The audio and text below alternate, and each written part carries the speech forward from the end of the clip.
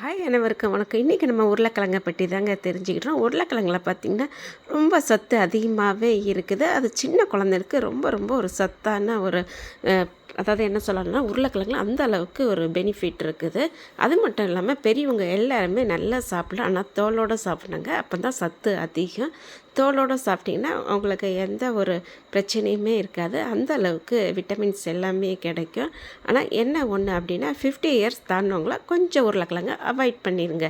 ஏன்னா கொஞ்சம் அது வாய்வு தொந்தரவுலாம் இருக்கும்னு சொல்லுவாங்க. 50 இயர்ஸ்க்கு மேலே உள்ளவங்க மட்டும் கொஞ்சம் அவாய்ட் பண்ணிவிட்டு 50 இயர்ஸ்க்குள்ளே உள்ளவங்க எல்லாருமே நல்ல உருளைக்கிழங்கு சேர்த்துக்கோங்க. அது மட்டும் இல்லாமல் வாத பிரச்சனை இருக்கிறவங்க இந்த உருளைக்கிழங்கை அவாய்ட் பண்ணியிருக்கேன். கண்டிப்பாக சாப்பிடக்கூடாது.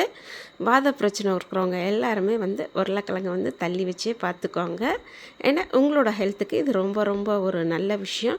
குழந்தைகளுக்கோ 50 இயர்ஸ்க்குள்ளவங்க கண்டிப்பாக நீங்கள் டெய்லியோ வீக்லி ஒரு 3 or 4 டைம்ஸ் எடுத்துக்கோங்க. ரொம்ப ஹெல்த்துக்கு ஒரு நல்ல இதுன்னு சொல்கிறாங்க. இப்போ ரீசெண்டாக கூட உருளைக்கிழங்கும் அப்புறம் சக்கரவள்ளி கிழங்கு, சீனி கிழங்கு சொல்லுவாங்கள்ல, இது ரெண்டையுமே சாப்பிட்டா ரொம்ப இளமையாக இருக்கலான்னு கூட ஆய்வில் கண்டுபிடிச்சதாக நான் கேள்விப்பட்டேன்.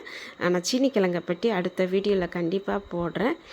உங்கள் வீட்டில் யாருக்கெல்லாம் ஃப்ரெஞ்ச் ஃப்ரை அந்த மாதிரி ஐட்டம்லாம் பிடிக்கும்? மோஸ்ட்லி உருளைக்கிழங்கு பாயில் பண்ணியே சாப்பிடுங்க. இல்லை ரொம்ப டீப் ஃப்ரை பண்ணாதீங்க. அதில் உள்ள சத்து எல்லாமே விட்டமின்ஸ் எல்லாமே போயிடும். ஆனால் கண்டிப்பாக நான் சொன்ன மாதிரி உருளைக்கிழங்கை குக் பண்ணி நீங்கள் எடுத்துக்கோங்க. உங்களுக்கு நல்ல விட்டமின்ஸ் ப்ராப்ளம் எது இருந்தாலும் அது க்யூர் ஆயிரும். அது மட்டும் இல்லாமல் உருளைக்கிழங்கு சாறை ஃபேஸில் அப்ளை பண்ணால் மங்குலாம் நீங்கும். அதையும் நீங்கள் ட்ரை பண்ணி பாருங்கள். இந்த வீடியோவை நான் முடிச்சுக்கிட்டேன்.